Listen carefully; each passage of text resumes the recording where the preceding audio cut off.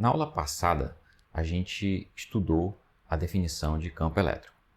A gente fez uma analogia entre força elétrica e força gravitacional, e da mesma maneira que a gente estuda o efeito de um corpo, né, de massa m ao seu redor, através do campo gravitacional, a gente definiu uma grandeza chamada campo elétrico, né, de forma similar, em analogia ao campo gravitacional. E essa informação do campo elétrico, ela retira a necessidade da gente ter uma carga de teste em algum ponto para saber, né, o estudo da eletrostática naquele ponto. Então, a gente pode caracterizar o efeito de uma carga, né, que a gente chama de carga-fonte, num espaço através do campo elétrico, certo? Então, nós definimos o campo elétrico e aí nós aplicamos essas informações de campo elétrico para um dipolo, né, que é simplesmente um par de cargas, carga positiva e negativa de mesmo módulo, mas sinais opostos, separados por uma certa distância, e nós estudamos o efeito, né, através do campo elétrico desse dipolo no espaço. Agora, a gente vai rever algumas do que a gente já estudou em termos de força elétrica, usando a lei de Coulomb. Para distribuições de cargas, a gente vai, né, rever isso em termos de campo elétrico e expandir a utilidade de campo elétrico em algumas outras situações, né? Então, para começar, vamos relembrar duas situações que a gente estudou a força elétrica. A primeira delas, né, vocês vão lembrar que a gente estudou, pelo menos nessas duas situações, né, campo elétrico e distribuição de cargas, em uma linha de carga uniforme, né? Então, a gente tinha um bastão de comprimento L e uma carga total Q, né, uniformemente distribuída, e a gente estava curioso em encontrar qual que era a força elétrica numa carga de teste que estava em uma certa posição aqui distanciada, né, de uma distância y da posição desse bastão. Então, a gente encontrou que essa força, né, calculando, usando a lei de Coulomb e a noção de que você pode pegar elementos de carga, né, e integrar a força diferencial que cada elemento de carga produz na minha carga teste, né, carga Qzinho, eu consegui essa equação para a força, né? Se você for atento, vai ver que essa é uma equação vetorial, né? Eu tenho uma força aqui que é vetor e eu tenho aqui a direção para onde aponta esse vetor força. No caso do anel de cargas, né, você tem uma quantidade de cargas distribuída uniformemente em um anel. Esse anel ele tem uma espessura, né, um diâmetro aqui desprezível comparado com o raio, né, da circunferência, e esse anel está posto aqui como se ele estivesse no plano XY, né, em z igual a 0.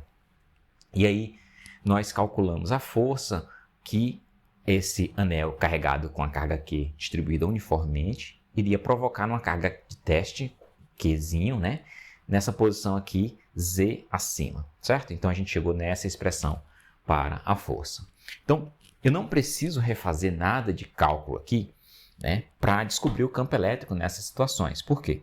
Porque uma vez que eu tenho a força, pela própria definição de campo elétrico, a gente pode, né, chegar à conclusão que se a minha definição de campo elétrico, né, é aquela que a força é igual a carga de teste vezes o campo elétrico, né? A gente viu isso na aula passada. Então, se isso for verdade, ou seja, se força for a carga de teste vezes o campo elétrico, então daqui eu posso concluir diretamente que o campo elétrico, né, nessa posição, ou seja, eu não preciso ter uma carga de teste, vai ser o que está nessa equação fatorado o Q, né? Então, vai ficar K, né, Q maior, que é o Q que está na barra, 1 sobre y, raiz de y quadrado, L2 sobre 4, y chapéu, certo? Então, essa é a equação para o campo elétrico nessa posição. Perceba, eu não preciso mais ter uma carga de teste para falar de campo elétrico. O campo elétrico é uma propriedade causada, né, pela presença da barra carregada. Tá?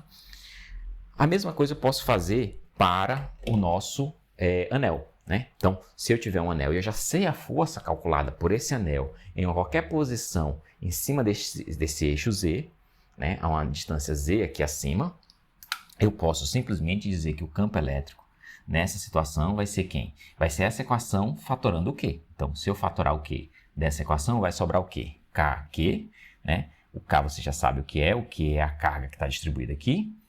Z dividido por R2 mais E2 elevado a 3 meios, apontando na direção Z, chapéu. E essa é o campo. Então, a gente revisita o que a gente tinha feito usando a lei de Coulomb para calcular a força, aqui e aqui, para simplesmente, usando a definição de campo elétrico, chegar, né, na equação para o campo elétrico nessas duas situações. Muito bem. Agora, o que eu vou fazer? Eu vou usar o mesmo tipo de raciocínio para calcular o campo elétrico em duas outras situações, tá? Não o raciocínio de simplesmente usar a força e transformar em campo elétrico, porque só é possível fazer isso quando você já tem a força. O raciocínio que eu vou usar é usar um elemento diferencial de carga, como a gente usou aqui para calcular o campo elétrico num ponto, eu vou usar um elemento diferencial de carga para duas outras situações. A primeira situação que eu vou analisar é, em vez de, por exemplo, pegar um anel, eu vou pegar um disco, certo? Um disco circular, plano, e vou calcular o campo elétrico da mesma maneira que eu calculei aqui, ó, a uma posição Z acima, eu vou calcular, né, o campo elétrico causado por um disco, não por um anel, certo? E a outra situação é calcular para uma esfera. Na verdade, não para uma esfera primeiro, mas para uma casca esférica. Né? Então, você pode imaginar a casca de uma esfera, onde a espessura dessa casca é infinitesimal, ela é desprezível, né? Então, da mesma forma que aqui eu estou desprezando, né, o diâmetro desse anel, né, o diâmetro da parte aqui, né? Estou desprezando esse diâmetro aqui. Estou dizendo que ele é muito pequeno, muito menor do que R. Quando eu for calcular para um disco, eu vou considerar que a espessura do disco ela também não é relevante. E a mesma coisa eu vou fazer para uma casca, né? Pegar uma esfera, vou pegar só a casca que está, né, do lado de fora dessa esfera, né, a borda dessa esfera, de espessura desprezível, e também vamos calcular o campo elétrico gerado fora e dentro dessa casca, tá ok? Então, para isso, a gente vai se basear nessa equação aqui, tá? Então, eu não vou apagar isso aqui, vou fazer aqui em cima, e aí eu quero que vocês prestem atenção que, nesse momento, aqui o campo elétrico é o campo elétrico do anel. Esse anel tem uma carga Q. Nos dois exemplos que eu vou fazer agora, isso aqui vai virar um diferencial do corpo inteiro que eu vou analisar. No caso do disco, um disco pode ser imaginado como uma integral de anéis diferenciais, certo? Esse anel pode começar pelo lado externo, né? Então, o máximo, e aí você vai imaginando anéis, né, diferenciais até chegar no centro. Da mesma forma, eu posso imaginar uma casca esférica como uma coleção, né, uma integral de anéis infinitesimais que saem de um polo, aí o anel vai crescendo, né, você vai ter anéis maiores até chegar no equador dessa esfera, e depois eles vão diminuindo até chegar no outro polo. Então você pode usar essa noção aqui para calcular o campo elétrico nessas duas situações. E essas duas situações, elas nos dão dois resultados bastante importantes, certo? Que eu quero chamar a atenção quando eu chegar nos resultados para vocês saberem do que eu estou falando. Então, a primeira coisa, né? A gente vai usar um disco. Né? Então, um disco carregado.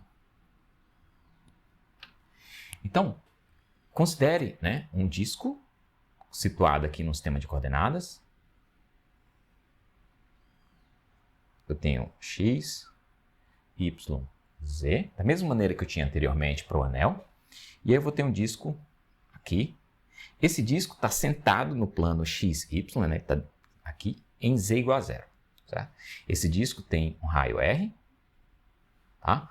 E dentro desse disco, distribuído de forma uniforme, eu tenho uma carga total Q, né, que está distribuída uniformemente aqui. Então, né, qual que é a ideia? Eu quero calcular o campo elétrico aqui, uma distância Z, né, acima do zero, né, uma distância Z aqui. Então, o que eu preciso fazer? Se eu olhar esse resultado aqui, né, o que eu tenho? Que o campo elétrico de um anel é KQZ sobre isso aqui, certo? Só que agora, se eu imaginar que esse disco é apenas um diferencial aqui, né, se eu imaginar um outro disco, ou não um disco, mas um anelzinho aqui dentro, certo? Esse anel, obviamente, né, concêntrico, né, com esse de fora, né, ele está centrado, né, no mesmo lugar aqui, ele vai ter, né, um raio R minúsculo e uma espessura que a gente vai chamar de dr, tá? Então, esse anel agora, ele vai gerar, esse anel sozinho, ele vai gerar um diferencial de campo elétrico aqui. Então, quando eu mudar a minha posição R, eu vou estar com outros discos com quantidade de carga diferente, né, e raios diferentes, gerando diferenciais de campo ali em cima, certo? Então, como é que é o diferencial de campo para um disco? Então, se o campo, né, de um disco é E igual a K, Q, né, como é que ele é? Z sobre R2 mais E2 é elevado a 3 meios, né? Então, você tem Z sobre... Aqui o R lá é o R maior, porque é o R total. Aqui o R é do disco diferencial, que é R quadrado, mais Z quadrado elevado a 3 meios, né? Isso na direção Z chapéu. Agora, veja, isso é para um anel, mas nosso anel aqui ele é um anel diferencial. Então, se no disco inteiro eu tenho um Q, no anel eu vou ter um dQ, né? Então, em vez de K aqui, eu vou escrever K, né, dQ, ou seja, diferencial de carga. E isso vai virar um diferencial de campo elétrico, tá? Então, esse anel diferencial vai gerar esse diferencial de campo. E aí, o que eu preciso fazer? Eu preciso calcular o campo total, que vai ser a integral de todos esses diferenciais de campo. E essa integral, ela vai sair, né, do menor anel possível até o anel que tem um raio, né, igual a R. Certo? Então, esse é o raciocínio que a gente vai usar para calcular o campo desse disco.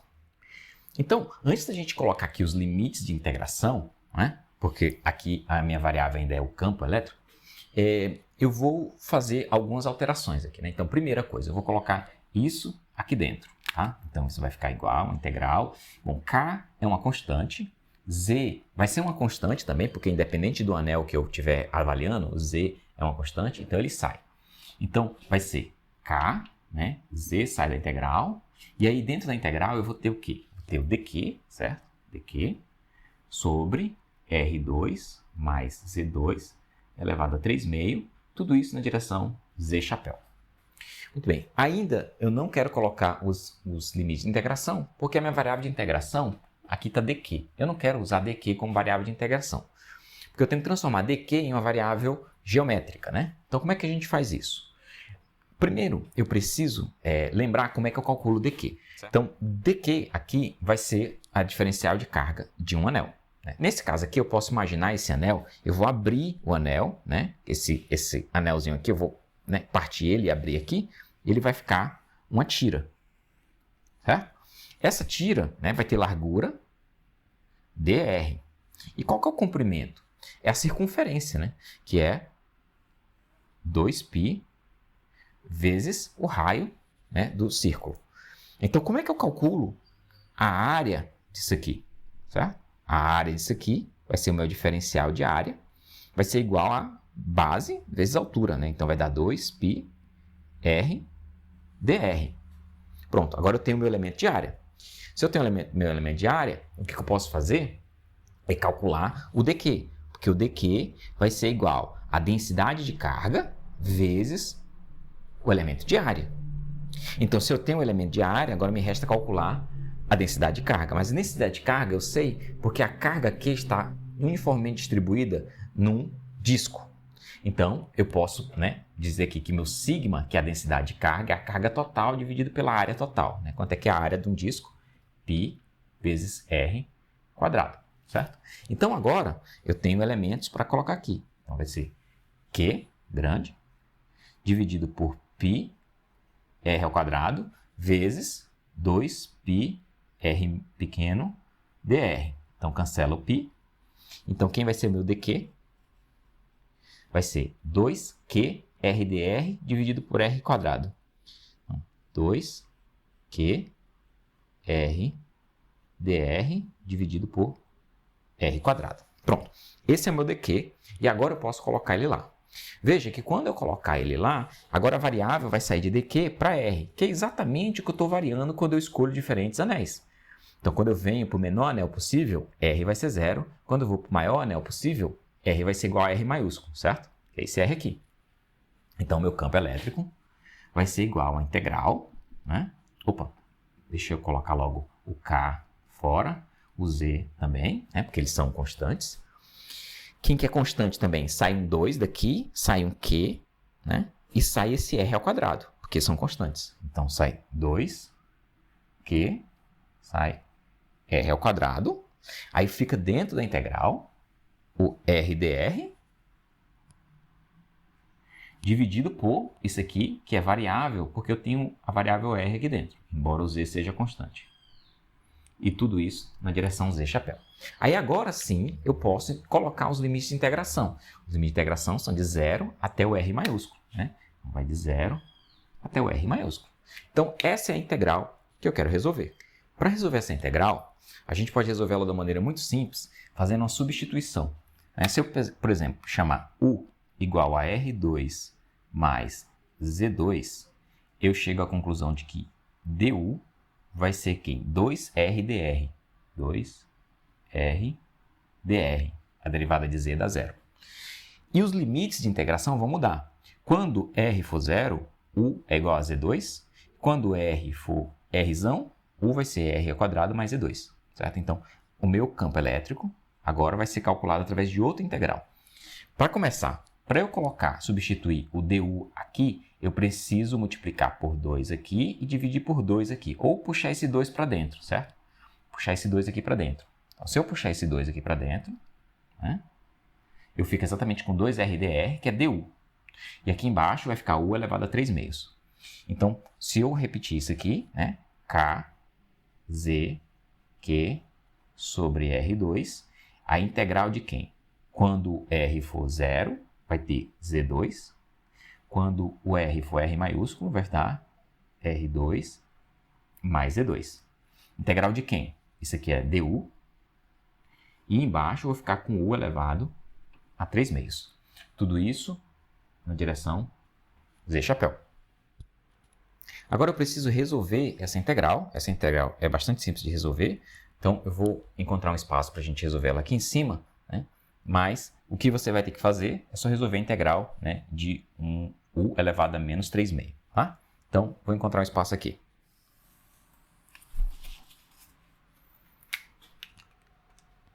Então, vamos lá.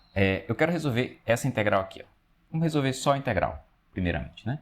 Então, essa integral aí, que eu vou chamar de i, né, vai ser a integral de z2, né, r2 mais z2, de u elevado a menos 3 meios du.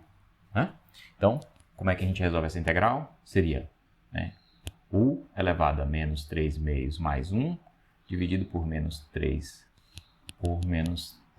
meios mais 1. Né? Então, se você fizer, né, menos 3 meios mais 1, o que você vai ter? Né? Você vai ter 2 positivo lá, vai dar menos meio. Ok? Então, você vai ter menos meio embaixo, e aqui em cima, u elevado a menos meio também. Né? Então, basicamente, isso aqui tem os limites, né? Não pode esquecer, vai de z2 até r2 mais z2, e aqui de z2 até r2 mais z2, ok? Então, menos aqui, eu posso inverter os limites. Esse menos meio vai para cima um 2, então isso aqui vai ser igual a 2 vezes, né? E aí, se eu inverter os limites, vai ser, né, 1 sobre u, né, elevado a meio, e eu inverto os limites, vai ficar r2 mais z2 até z2, né? Então, essas são aplicações dos limites. Então, quanto é que vai dar isso aí? Vai dar 2, 1 sobre né? Z2 aqui vai dar 1 sobre Z, menos 1 sobre raiz de R2 mais E2. E agora eu posso usar o resultado dessa integral aqui, né? Então, meu campo elétrico vai ser igual a quem? Veja, eu tenho um Z aqui, que quando eu multiplicar o resultado dessa integral aqui, eu posso botar ele para dentro, ele vai cancelar com isso aqui, vai dar 1, e aí ele vira, né, um valor aqui em cima. Então, o 2 multiplicando 2K Q sobre R2, né? 2 vem daqui, vezes o Z, esse Z entrando, fica 1, menos Z sobre R2 mais E2. Então, essa é a resposta para o campo elétrico, certo? Desculpa, está faltando aqui o Z chapéu. Então, essa é a resposta para o nosso campo elétrico nessa posição quando eu tenho um disco com carga Q uniformemente distribuídas, né? Sendo que esse disco está nesse plano XYZ em XY em Z igual a 0. Tá? Esse valor ele é válido, né, para Z maior do que 0. Tá bom? Então, para Z maior do que 0, para esse lado aqui. Se você for fazer para o lado negativo, aí você vai ver que você tem que refazer a conta. Tá bom? Eu deixo vocês descobrirem por que você tem que refazer a conta. Agora, uma coisa interessante, né? Porque esse aqui é um resultado que você pode guardar e usar quando quiser. Certo? Então, é um campo elétrico de um disco quando eu estou nessa situação. Agora, deixa eu apagar isso aqui para a gente fazer uma outra discussão. Considere a seguinte situação. No limite onde o raio desse disco ele é muito maior do que Z, né? O que eu quero dizer com isso? Ou que eu estou trazendo Z muito para próximo do meu disco, ou que eu estou mantendo Z constante e aumentando o raio do meu disco, certo? Nesse limite, né, e de preferência quando, né, essa relação é tão grande que eu posso dizer que o disco é infinito, certo? Comparado com essa distância aqui, vai acontecer algo muito interessante. Veja, eu vou fatorar aqui R, tá? Dessa equação. Então, quando eu fatorar R daquela equação, eu vou ter 2K Q sobre R2 vezes, aí deixa eu fatorar aqui, vai ficar 1 menos, se eu fatorar o R, vai ficar Z sobre R sobre 1 mais Z sobre R ao quadrado. Ok? Então, se eu rearranjei essa equação apenas, né? Agora, nesse limite, R é muito maior do que Z, aqui vai dar 0, aí eu tenho 1 mais 0, então vai dar raiz de 1. Então, aqui embaixo vai para 1. Só que aqui em cima vai para 0. Então, tudo isso vai para 0. Então, nesse limite, o meu campo elétrico vai ser igual a 2kq sobre R2 apenas, certo? Então, 2kq sobre R2 apontando na direção Z, porque tudo isso vai tender a 1 nesse limite. E aí, se eu substituir o meu Q, né, por πr ao quadrado sigma, né, πr ao quadrado sigma, e substituir lá o K, que vocês devem lembrar, né, que o K é igual a 1 sobre 4π ε0, certo? Eu já falei disso lá atrás. Então, essa é uma das maneiras de você expressar K. Então, se eu substituir, né, o K aqui e o Q aqui, olha o que vai dar. O meu campo elétrico, nessa situação, vai ser igual. Né? Eu tenho o 2, vai cancelar com esse 4 aqui, vai virar um 2. Vem um π daqui do Q e tem um π aqui do K, que vão cancelar. O R2 daqui cancela com esse R2.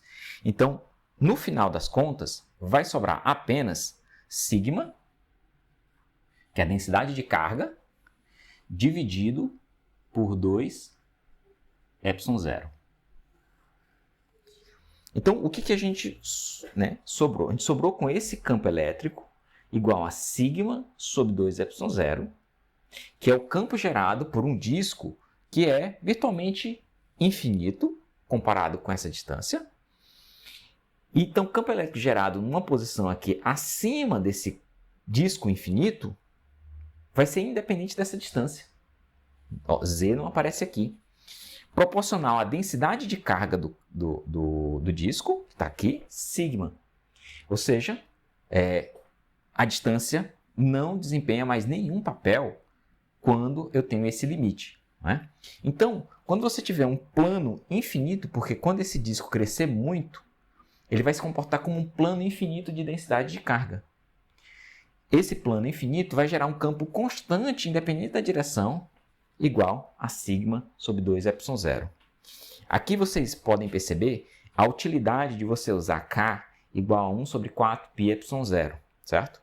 Veja que a equação ficou bem simples depois. Né? Algumas equações começam a se tornar mais simples quando você começa a usar o K igual a 1 sobre 4πε0. E eu vou usar, né, um ou outro, dependendo da situação, para simplificar as equações.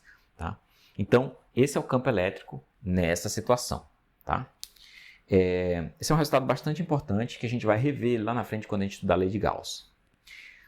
A outra coisa que eu queria, e eu vou deixar como exercício para vocês, é mostrar que esse mesmo resultado aqui, se eu pegar agora, em vez de fazer um limite de R muito maior do que Z, fazer o limite de Z muito maior do que R, e aí o que eu quero agora? Eu quero mostrar que se Z for para muito longe de um disco, o campo elétrico vai se comportar como se fosse o campo elétrico de uma carga pontual aqui na origem do sistema de coordenadas. Isso eu vou deixar que vocês façam. Eu já fiz esse mesmo tipo de análise para outras situações e a gente chega sempre na mesma conclusão. Quando eu estou muito longe de uma distribuição de cargas, essa distribuição de cargas vai se comportar como uma carga pontual. E eu quero que vocês mostrem isso para mim. Então, né, o que a gente fez aqui? Nós utilizamos, né, o resultado que vem dessa análise do anel de cargas para, né, fazer a integração e calcular de um disco, ok? Agora, eu vou continuar usando o resultado para um anel de cargas, né? Só que, de novo, ele vai virar um diferencial para eu calcular o campo elétrico causado por uma casca esférica, ok? Então, para isso, deixa eu apagar aqui em cima.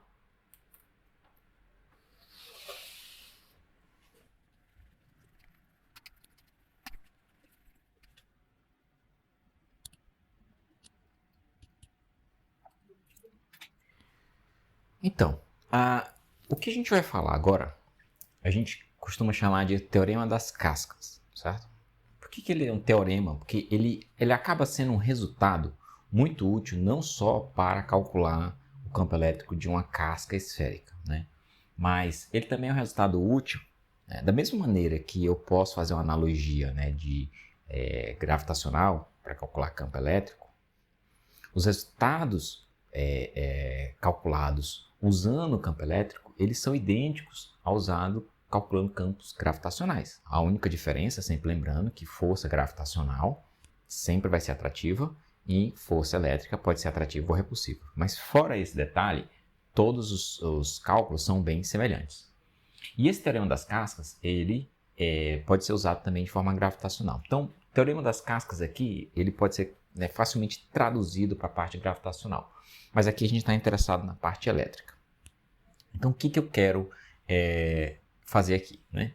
Em vez de desenhar aqui, eu vou mostrar para vocês o desenho aqui do lado. Então, imagine um sistema de coordenadas, x, y, z, como eu tenho aqui, ok?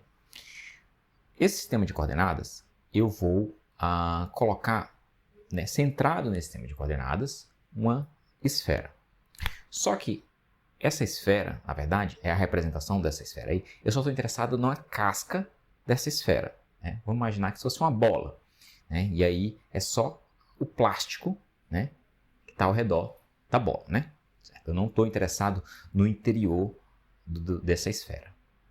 Então, a espessura dessa casca, ela é infinitesimal. Não me interessa a espessura dela.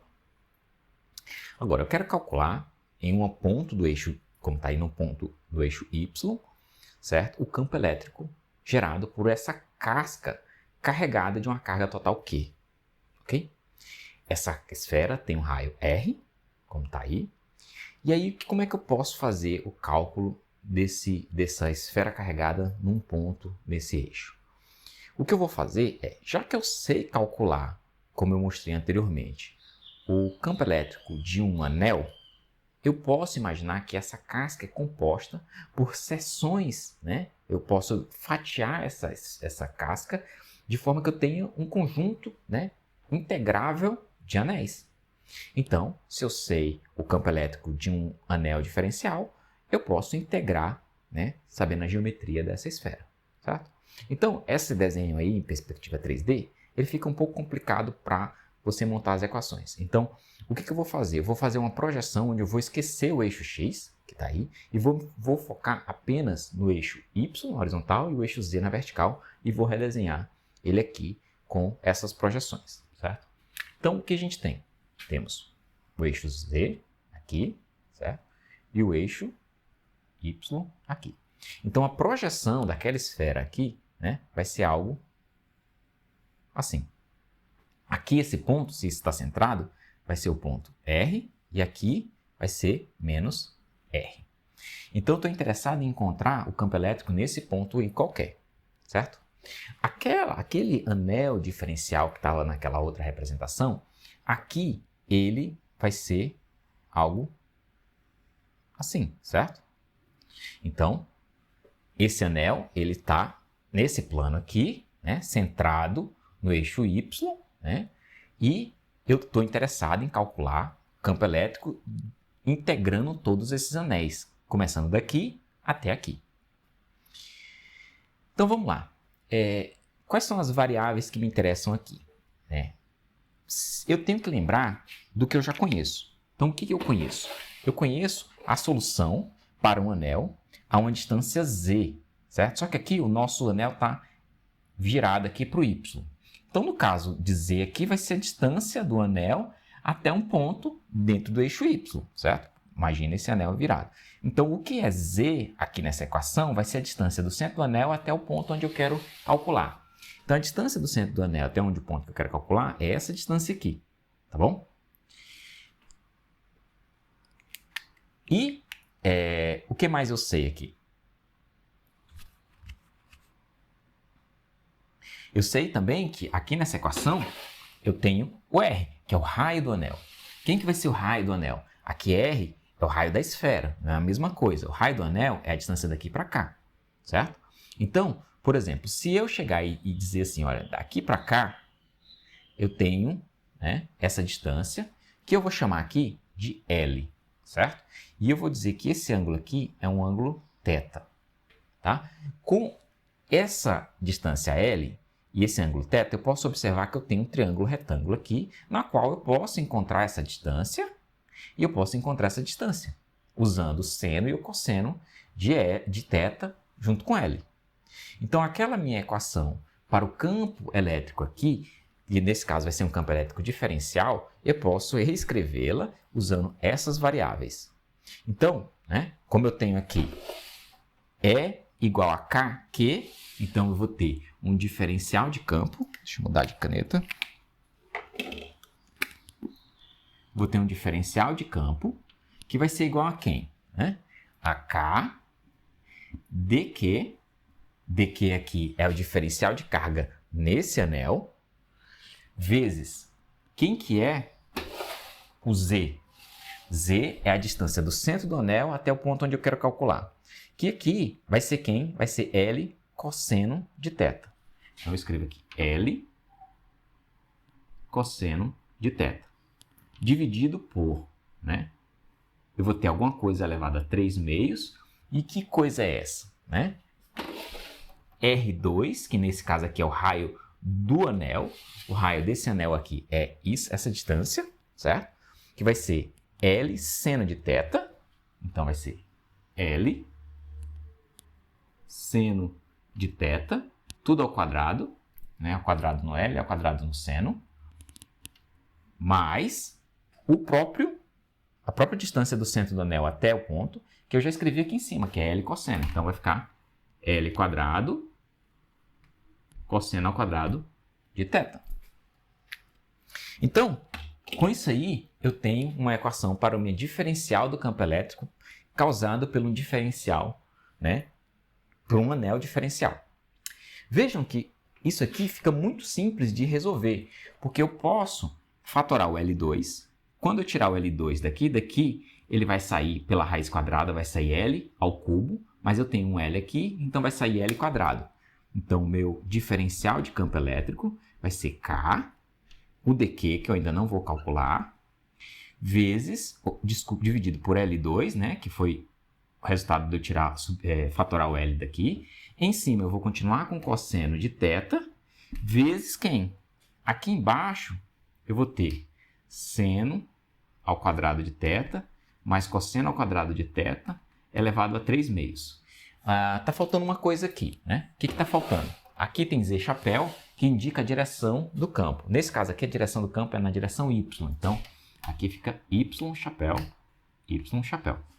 Então, perceba, seno ao quadrado mais cosseno ao quadrado é 1. Então, isso aqui tudo se resume, né? Se reduz a diferencial de campo é K dq cosseno de θ sobre L2 Y chapéu.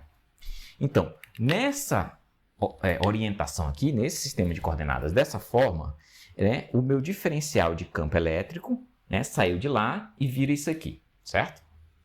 Então, a única coisa que eu fiz foi transformar o campo elétrico de um anel em um campo elétrico diferencial de um anel diferencial, né, que está aqui, né, nessa orientação. Qual que é o próximo passo? O próximo passo é estabelecer o seguinte. Esse ponto que eu estou querendo calcular o campo elétrico, eu quero relacionar ele com o centro do sistema de coordenadas, né? E eu vou chamar daqui para cá de R. R minúsculo, certo? A outra coisa que eu vou fazer é desenhar uma outra linha que sai daqui para cá, né? Então, eu desenhei daqui para cá, chamei de L, daqui para cá é o próprio raio, né, da minha esfera. Né? E eu vou chamar esse ângulo aqui de um ângulo alfa.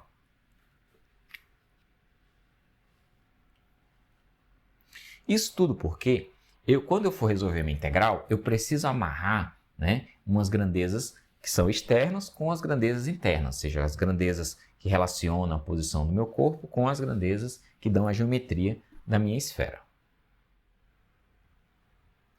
Então, para a gente calcular agora, para a gente continuar calculando, veja, eu vou precisar encontrar quem é o meu dq. Tá? Como é que eu vou encontrar o dq? Eu vou refazer esse desenho aqui para ficar mais claro um certo aspecto dessa geometria. Né? Eu vou deixar mais largo aqui essa tira, certo? Só para eu poder argumentar um pouco com vocês aqui o seguinte, ó.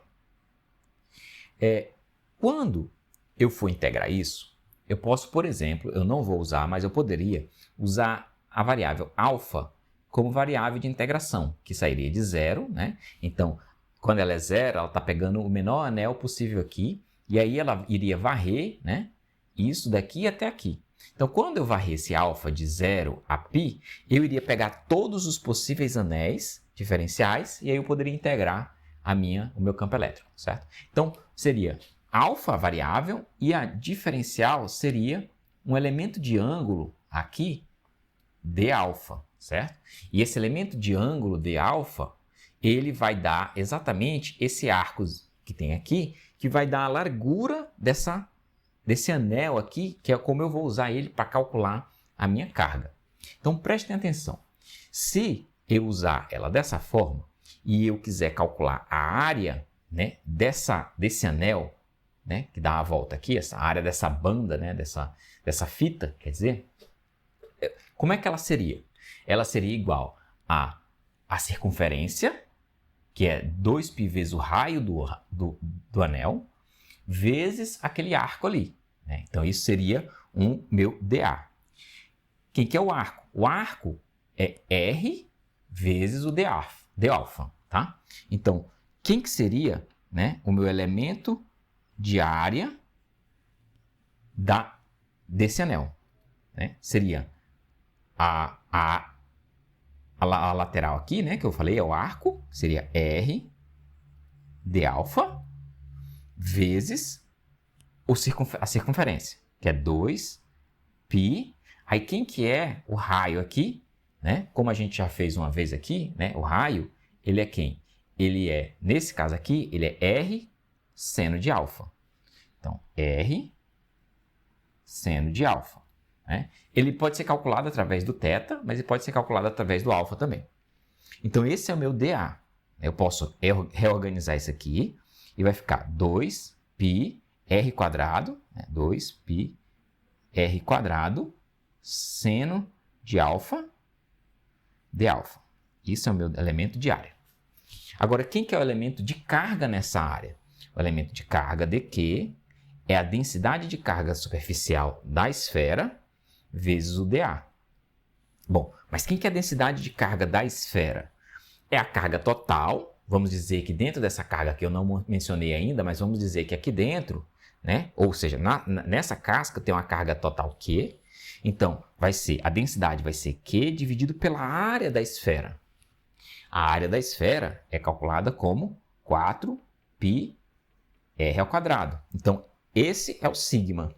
Agora eu posso multiplicar pelo dA, né, que é 2πr2 seno de alfa de alfa. E aí eu posso, né, me livrar aqui do R2, do π, e dividir isso aqui, tem um 2 aqui embaixo. Então, meu dQ vai ser igual a carga total vezes seno de alfa de alfa dividido por 2. Certo? Esse é o diferencial de carga em cada anel que eu pegar daqui para cá, quando eu for variando alfa. Eu poderia substituir dQ lá. Mas antes de substituir o dQ lá, eu vou escrever duas equações, que eu vou escrever aqui em cima. Essas duas equações vão servir para eu simplificar, né, a minha vida e lá na frente substituir para poder fazer a integral. Se você olhar, eu tenho dois triângulos retângulos aqui. Eu tenho um triângulo aqui, eu tenho um triângulo aqui. Mas eu tenho um triângulo maior, que não é um triângulo retângulo, que ele tem, né, R, L e o outro Rzinho aqui. Né? Aqui eu tenho alfa e aqui eu tenho θ. Eu posso usar o teorema dos cossenos para esses dois ângulos e obter duas equações diferentes. Vamos usar primeiro, né, ele para esse ângulo θ aqui. Né? Se eu usar, né, o teorema dos cossenos, eu vou ter que R2 vai ser igual a L2 mais esse Rzinho pequeno aqui, ao quadrado, menos 2 vezes RL cosseno de quem? De θ. E eu também posso usar, né, os teoremas dos cossenos olhando para o ângulo alfa e vou chegar à conclusão de que L2 vai ser igual a R2 mais esse Rzinho 2 menos 2 vezes RR cosseno de alfa. Então, é o mesmo teorema aplicado em dois ângulos diferentes, são duas equações diferentes, certo? O que eu quero fazer primeiro? Primeira coisa, eu quero olhar para essa equação aqui de baixo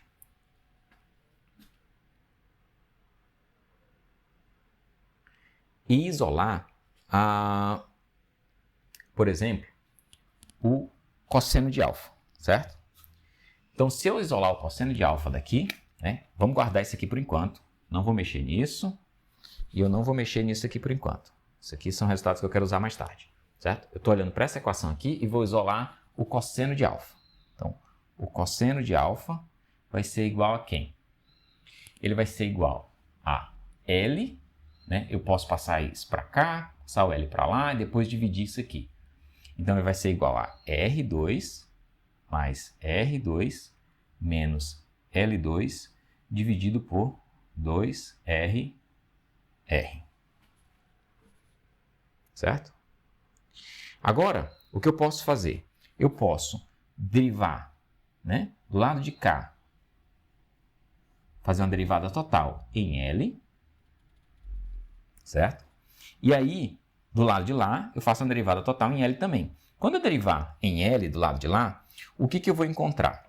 eu vou encontrar que só esse lado aqui depende de L, então vai ser menos 2L sobre isso. O 2 vai cancelar, então vai ficar, né, menos L sobre R.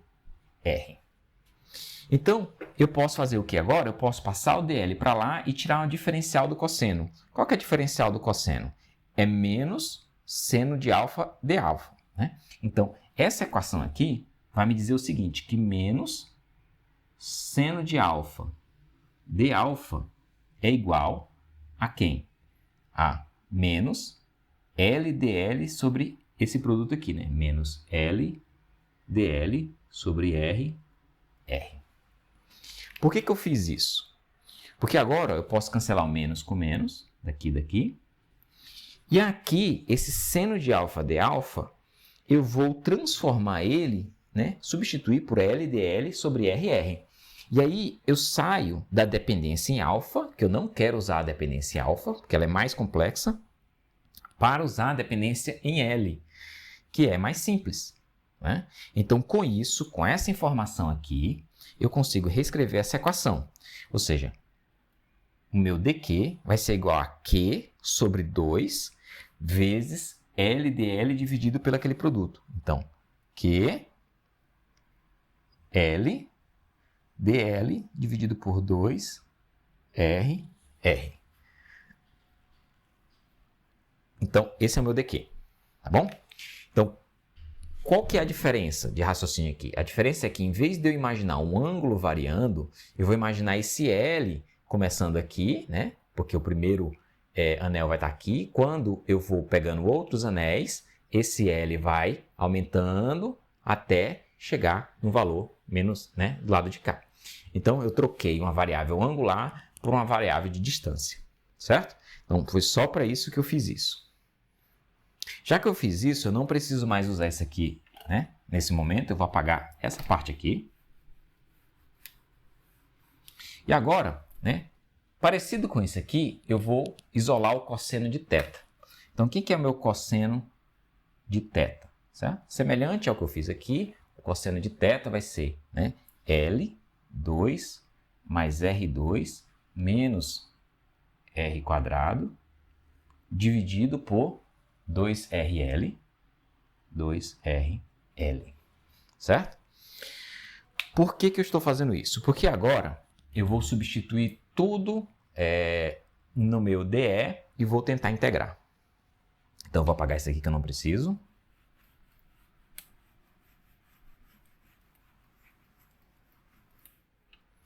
E vamos jogar tudo ali dentro, né? Primeira coisa, eu tenho um dq, que vai entrar aqui, que é dado por isso. E eu tenho o cosseno de θ, que é dado por isso. Então, vamos reescrever o dE. Então, dE vai ser igual a quem? Ao K dq.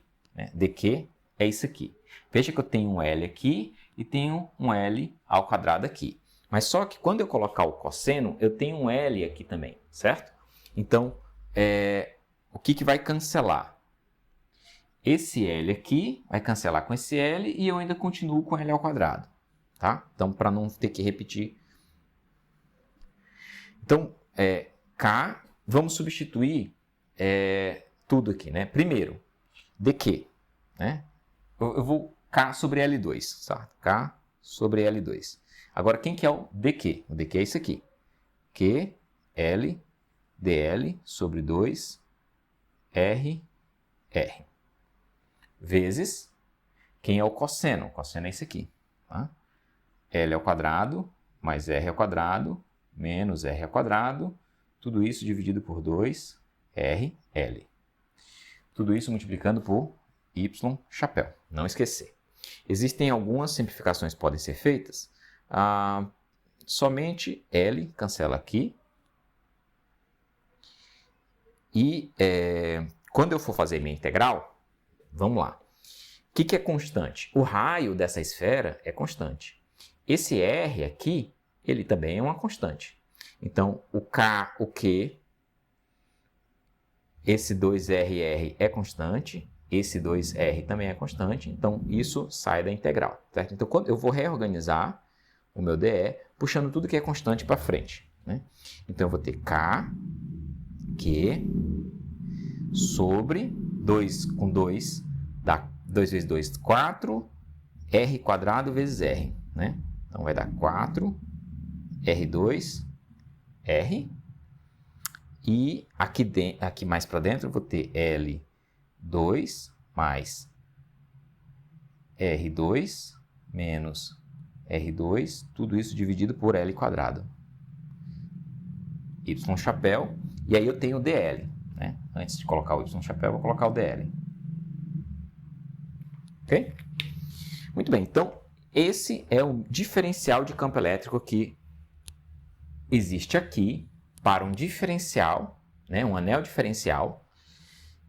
Tudo isso com uma variável só, que é o meu L, certo? Veja, todas as outras variáveis eu substituí. A única coisa variável agora é o L, o resto tudo é constante. Quais são os limites de integração? O primeiro anel que está aqui, né? O L vai ser quem? Vai ser a posição total aqui, R, menos R grande. E o último, né? Quando eu pegar o último anel que está aqui, vai ser essa distância, né? Mais R. Então, o primeiro vai ser R menos R e depois vai ser R mais R. Tá? Eu vou apagar o que está ali para a gente poder continuar.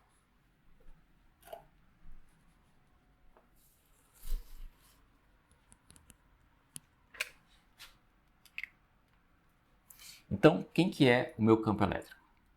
Vai ser a integral, novamente, dos elementos de campo. Então, o primeiro anel começa aqui até aqui. Então, pensando nisso, eu posso colocar os meus limites de integração. Os limites de integração, quando eu substituir o meu DE por isso, né? Então, deixa eu mudar isso para deixar o que é constante do lado de fora. O que vai ser constante? Vai ser K, Q sobre 4R2R. Né? Aí agora sim eu tenho a integral. De quanto a quanto? Né? O meu L vai variar, né? De R menos R até R mais R, certo? Ele vai sair daqui até aqui. E a integração vai ser isso aqui, né?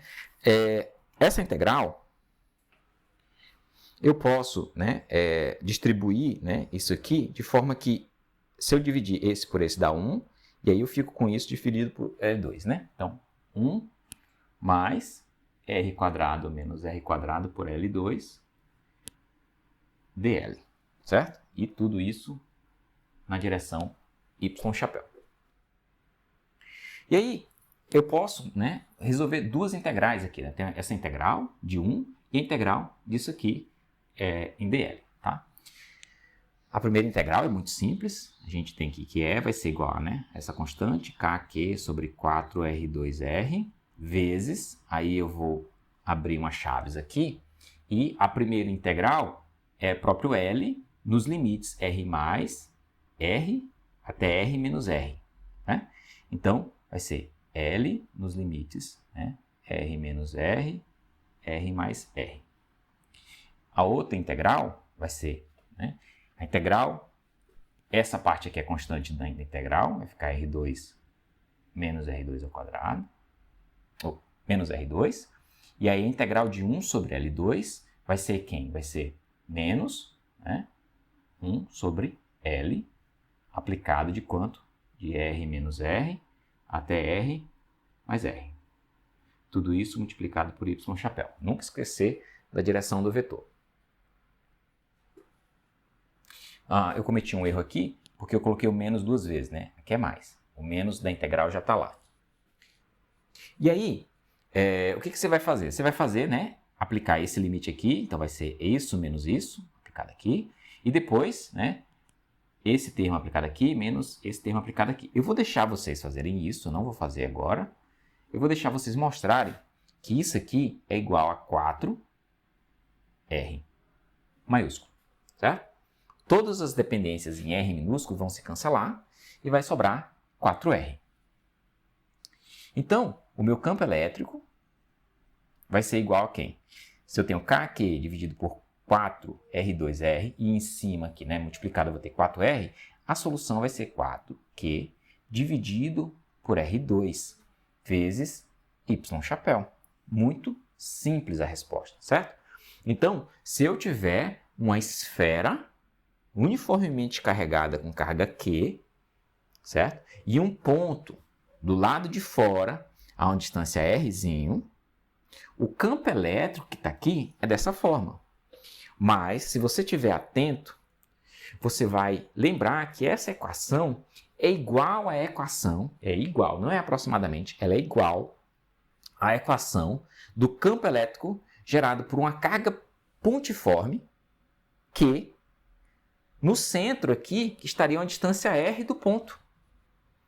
Ou seja, o campo elétrico de uma casca esfera carregada, quando eu estou do lado de fora, é equivalente a de uma carga fonte no centro da esfera. Esse é uma parte do teorema das cascas. É você lembrar que toda vez que você tiver uma casca uniformemente carregada, não importa o raio dessa casca, não importa quanto de carga tem lá dentro, se você estiver olhando do lado de fora, vai parecer que eu tenho uma carga pontual no centro. Certo? Esse é um teorema extremamente importante. Lembra no início que eu falei que a gente poderia fazer uma analogia com a gravitacional? Significa a mesma coisa de que se eu estiver fora, num ponto fora de um corpo, né, uma casca de massa m, a força gravitacional fora dessa casca é equivalente à força gravitacional se toda aquela massa tivesse concentrada no centro, num ponto no centro da casca. É por isso que a gente, né, pode considerar, por exemplo, a força gravitacional, né, e a gente vai chegar a essa conclusão. Então, essa é a conclusão do teorema das cascas. Uma das conclusões, certo?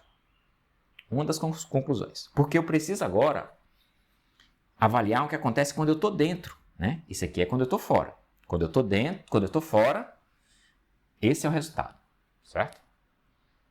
O que acontece agora quando eu estiver fora? Quando eu estiver fora, a única coisa que vai mudar são os limites de integração. Perceba, né? Deixa eu apagar isso aqui para refazer o desenho, porque não vai mudar nada na minha integral, só vão mudar os limites e aí a gente vai chegar na conclusão.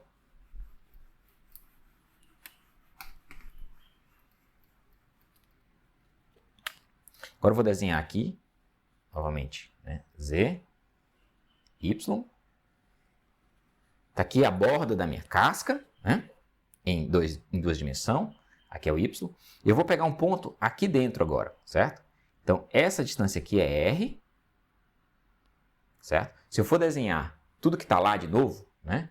Como vão ser os ângulos, né? E as variáveis, né? Isso aqui continua sendo o meu raio. Aqui é o meu L. Esse é o θ. E esse é o alfa. Nada muda, né? Só mudou que eu puxei o meu ponto para dentro da casca. Agora, quem que vão ser os limites de integração? Quando, né, eu estiver avaliando, né, esse aqui, de novo, é o anel diferencial. Quando eu pegar o primeiro anel diferencial, o meu L vai estar aqui. Né? E aí, quem que é esse valor? Esse valor é R menos R. Rzão, né, que é o raio, menos esse R aqui. Certo? Então, ele vai começar em Rzão menos Rzinho, que é o inverso disso aqui. Certo? E vai terminar do lado de cá, que é Rzão mais Rzinho, que é, né, igual a esse, mas veja que inverteu aqui a ordem deles. Então, né, agora, pro lado de fora, isso aqui é pro lado de fora, desculpa, isso aqui é para, né, R maior do que R. Agora, para R menor, né, do que R, o que eu vou ter? Eu vou ter que esse aqui pode ser igual, certo? Agora, para R menor do que R, o que eu vou ter? O meu campo elétrico vai ser igual, né?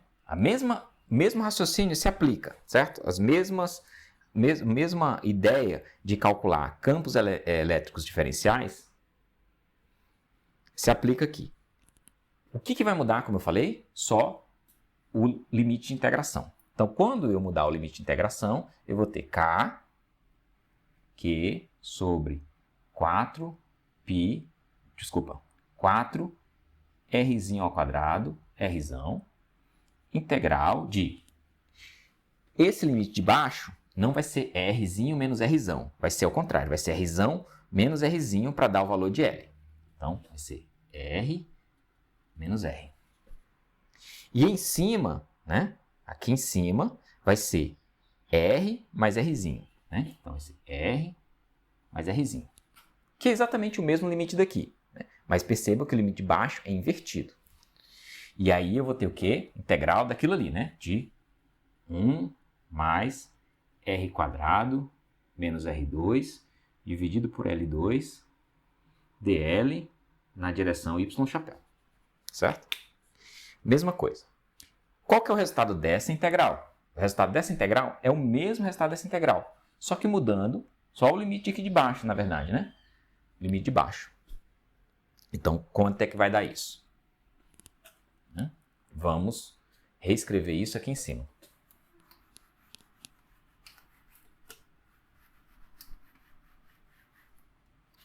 Essa mesma integral, né? Vou reescrever aqui. Vai ser igual a K, Q, 4R2, R, vezes... Aí vai dar L, né? Ó, L. Quais são os limites? R menos R, R mais R. Mais isso aqui, R2 menos R2, vezes menos 1 sobre L, vezes... Não, e quais limites? R menos Rzinho, R mais Rzinho. Y chapéu, certo? Então, por que eu estou fazendo isso? Porque eu vou apagar isso aqui agora, né?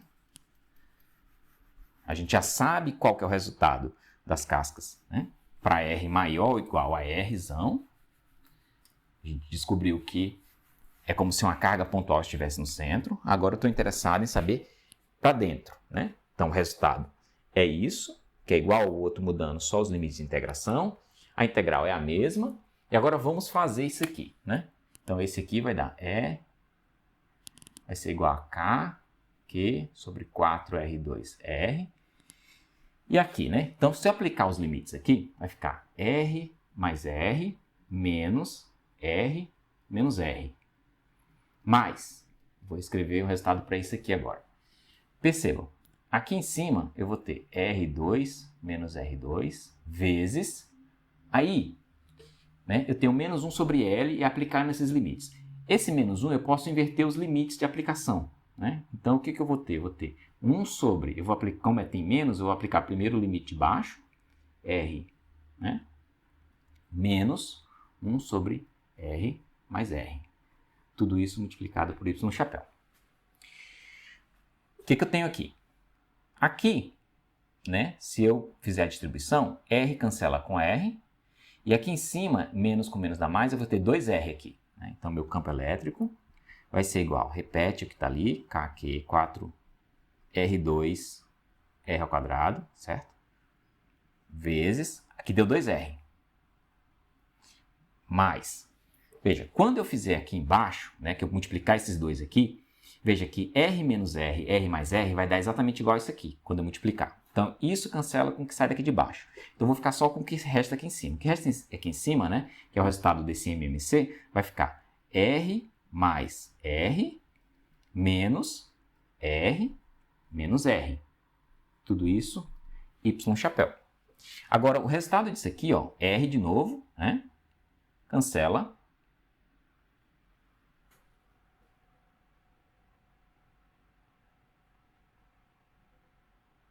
Tem um erro. O erro aqui é que quando eu multiplicar esses dois aqui, né, não vai dar exatamente isso aqui, vai dar o contrário, vai dar com sinal contrário disso. Então, deixa eu refazer isso, Só para ficar claro aqui. Né? Ó, quando eu multiplicar esse por esse aqui embaixo, eu vou ter menos esse aqui de cima.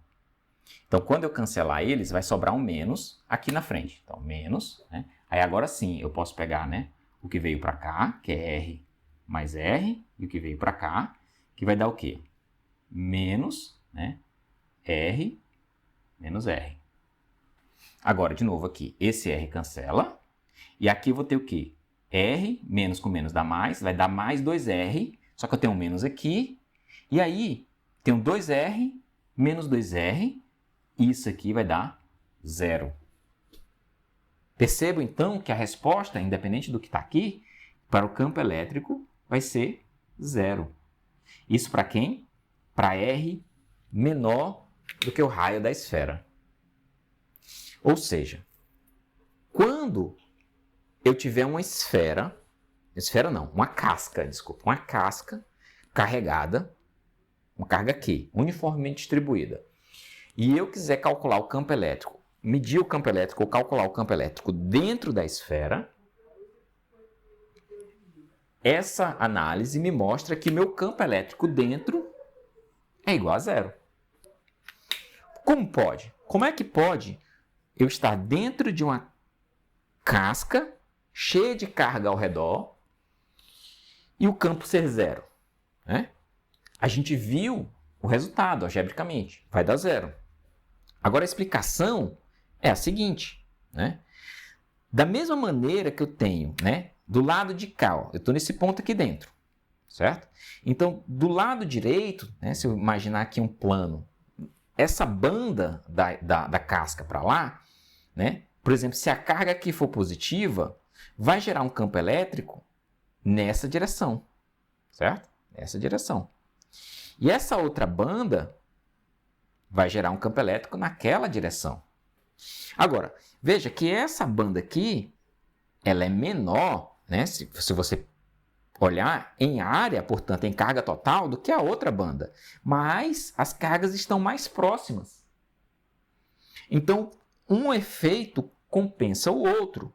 Porque, embora essas cargas aqui sejam menor, a carga total nessa banda seja menor, elas estão mais próximas do que essa carga aqui, que tem essa banda que tem mais cargas, estão mais longe, né? Em média, e por isso que elas se anulam, né? Essa é só uma maneira de ver. Para você saber mesmo que anula, você tem que fazer o cálculo. E mais, esse resultado ele só é válido porque o campo elétrico de uma carga pontual vai com o inverso do quadrado da distância. Se isso não fosse verdade, né, se por algum motivo, né, o campo elétrico não variasse, o campo elétrico gerado por uma carga pontual não variasse com o inverso do quadrado, exatamente, essa equação não daria 0. Ou seja, né, essa outra parte do teorema das cascas que se refere à parte interna, ela só é igual a 0 como consequência direta do fato de que a carga pontual gera um campo elétrico numa certa posição e a intensidade desse campo elétrico varia com o inverso do quadrado da distância. Inclusive, essa é uma das maneiras de você testar se de fato a equação da lei de Coulomb ou do campo elétrico de fato varia com o inverso da distância ao quadrado. É você tentar encontrar um campo elétrico dentro de uma esfera uniformemente carregada. E esse teste é feito nos laboratórios mais sensíveis do mundo e até hoje não se provou o contrário, né? De que a força elétrica na lei de Coulomb ou o campo elétrico não varia com o quadrado da distância, certo?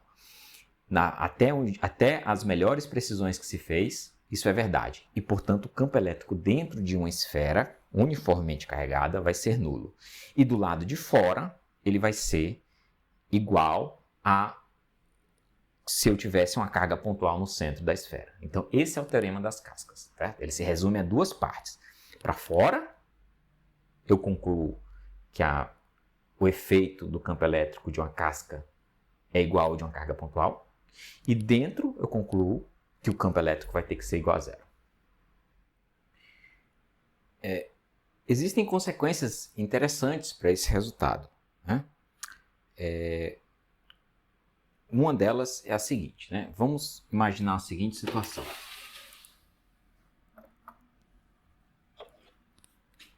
Agora, vamos pensar, em vez de uma casca, né, vamos pensar numa esfera,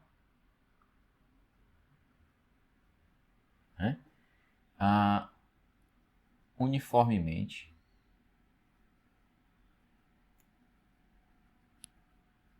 carregada.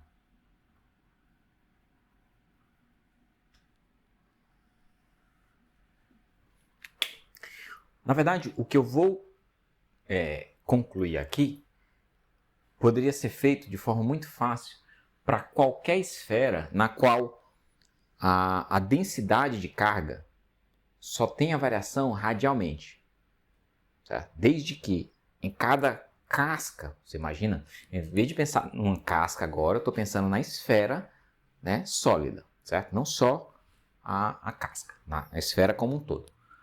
Agora imagine uma esfera uniformemente carregada, ou seja, tem carga dentro dela inteira, certo? E a densidade de carga é igual em todos os pontos. Algo similar poderia ser feito mesmo se a densidade de carga não fosse igual em todos os pontos. Por exemplo, se a carga variasse de forma uniforme, mas só radialmente, isso ainda iria ser fácil de calcular. Mas para começar, vamos imaginar, né, uma esfera. Então, eu tenho uma esfera aqui e dentro dessa esfera, não só na superfície, né, não só uma casca, mas dentro da esfera como um todo, eu tenho uma carga Q. Né? Então, essa esfera tem um raio R. Então, eu posso imaginar uma densidade, né, volumétrica de carga. Como é que a densidade volumétrica de carga seria igual à carga total, Q, dividido pelo volume disso aqui, que é 4/3 de π r ao cubo, certo? Então, isso aqui seria a densidade volumétrica de carga dentro dessa esfera. E agora, se eu quisesse calcular, por exemplo, o campo elétrico numa posição qualquer aqui, né, que esteja numa distância R, certo? Do centro, né? Como eu posso usar o que a gente acabou de discutir aqui? Veja, R pode estar fora, né? Então é uma situação R fora, quanto ele poderia estar dentro, tá? Então, vamos começar para R menor, né, do que R. Ou seja, eu estou dentro, tá? Então, nessa situação, percebam, se eu tiver aqui dentro, deixa eu redesenhar a posição do meu R, né? Se eu tiver em alguma posição aqui R, certo? Eu posso separar esse volume dessa esfera em dois. Né? Eu posso imaginar uma esfera dentro dessa esfera que tem um raio Rzinho e o resto, que seria uma casca, né, grossa aqui com essa né, dimensão aqui, certo? Então, se eu imaginar que essa casca de fora pode ser pensada como, né, uma integral de cascas infinitesimais, o resultado anterior me diz que não importa, nenhuma delas vai gerar campo aqui em R, certo? É exatamente o que a gente calculou anteriormente. Se eu estiver dentro de uma casca carregada, infinitesimal, o campo elétrico é nulo, em qualquer posição lá dentro. A gente já calculou isso. Então, se eu imaginar que essa casca grossa aqui for composta, né, de diferentes cascas diferenciais, né, eu posso dizer que cada uma delas vai contribuir com 0 para o campo elétrico aqui dentro. Então, né, nessa posição aqui, eu não preciso me preocupar com aquelas cargas, com as cargas da casca externa. Agora, eu preciso me preocupar com as cascas que estão internamente, né? Eu estou fazendo esses riscos aqui para imaginar você dividindo isso em diferentes cascas que vão daqui até o centro. Mas, o resultado anterior me disse também o seguinte, que se eu tiver uma casca e eu estiver do lado de fora, eu posso imaginar aquela casca como uma carga pontual. Foi um dos resultados que a gente obteve no Teorema das Cascas. Portanto, eu posso dizer o seguinte, olha, cada casca dessa interna vai se comportar como uma carguinha que está lá dentro, no centro, pontual. E se eu somar, né, o campo elétrico de todas essas cargas pontuais que estão no centro, eu vou ter o campo elétrico nesse ponto R aqui. E isso é muito fácil de fazer, porque como o princípio da superposição permite que eu só some os campos elétricos, né, basta que eu some as cargas. Ora, mas somar as cargas de todas as cascas aqui dentro é equivalente a somar a carga dessa esfera, né, central aqui, dessa esfera do meio. Então, para R menor do que R, basta eu calcular a carga aqui dentro, eu vou saber o campo elétrico, porque eu posso tratar toda essa esfera aqui como uma carga pontual, usando o que? O raciocínio de que cada casca que compõe essa parte interna pode ser considerada como uma carga pontual. E aí eu uso o princípio da superposição para chegar nessa conclusão. Então, se eu disser que a carga que tem aqui dentro é Q', por exemplo, né? Uma letra aí, Q', basta que eu saiba o valor de Q' para eu saber o campo elétrico nessa condição aqui. Então, o campo elétrico vai ser igual a quem? A K, Q' dividido por quem? Por R2. E apontando na direção R chapéu. Certo? Então, como é que eu calculo Q'? Ora, se eu sei a densidade de carga, eu posso calcular a Q' através do volume disso aqui. Bom, para fazer isso, né, Q' pode ser calculado como quem? Densidade de carga vezes o volume. Quem que é o volume disso aqui? Vai ser 4/3 de π vezes R ao cubo. Certo? O volume essa esfera interna. Se eu substituir ρ aqui, né, o 4π sobre 3 vai cancelar e vai sobrar só o quê? Que eu vou ter Q sobre R3 vezes R3. Então, Q' vai ser Q R cubo dividido por R ao cubo. Certo? Então, agora o meu campo elétrico do lado de dentro vai ser quem? K vezes Q vezes...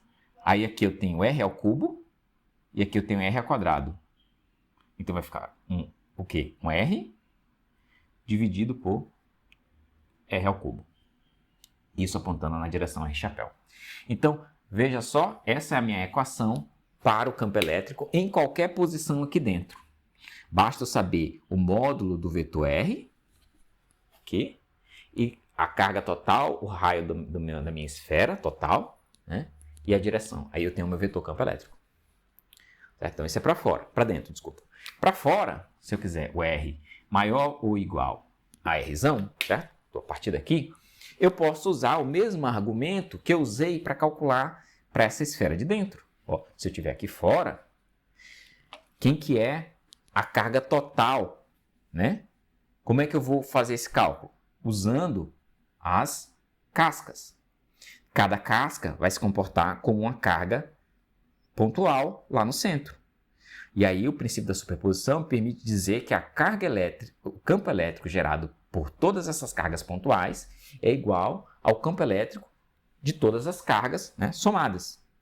Então, do lado de fora, o meu campo elétrico vai ser igual a K, que é a carga total, dividido por R2, R chapéu. Ok? Então, esse aqui é para dentro, isso aqui é para fora. E aí você pode, por exemplo, fazer um gráfico. Tá? Você pode fazer um gráfico onde, né, você tem aqui está a sua esfera, eu vou passar um eixo aqui, né, e aqui é um eixo que, né, por exemplo, aqui é Z e aqui é Y. Se eu for fazer esse mesmo gráfico, né, para a intensidade do campo elétrico, em função de Y, por exemplo, né? Aí eu vou colocar a intensidade do campo elétrico apenas, o módulo. Então, aqui vai ser o raio, aqui é 0, certo? Então, para o valor de Y, né, que aqui é a minha variável Y, posso até botar R aqui, na verdade. né? Porque é a variável que está lá. Né? Esqueçam isso aqui. Se eu colocar R aqui, né? Quanto é que vai ser? Eu tenho que separar, né? Para dentro e para fora. Então, dentro é uma função linear, que quando R é igual a zero, a intensidade do campo é zero. Quando R cresce, ele vai crescer linearmente, ó, né? Quando Rzinho for igual a R grande, eu vou ter KQ sobre R2. Então, ele vai crescer linearmente até esse ponto aqui, que é igual a KQ sobre R2. E a partir do momento que eu saio da esfera, que eu estou lá de fora, eu tenho que usar essa outra equação, que é uma equação que vai com 1 sobre R2, que é algo assim. Então, né, ela tende a zero no infinito. Então, aqui é linear, causado por isso, e aqui vai com o inverso do quadrado da distância, que é devido a isso aqui. Tá? E isso aqui vale também para, né, se você for fazer uma análise gravitacional, tudo seria do mesmo jeito, né?